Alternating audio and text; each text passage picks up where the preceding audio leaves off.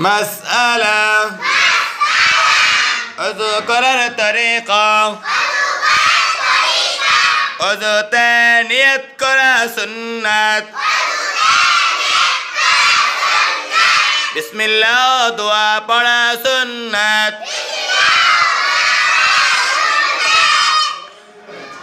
ডান হাতের কবজি সহ তিনবার দেওয়া সুন্নাত তিনবার মিসওয়াক করা সুন্নাত তিনবার কুলি করা সুন্নাত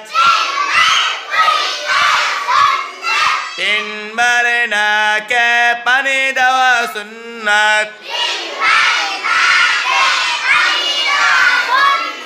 সমস্ত মুখ তিনবার দেওয়া সুন্নাত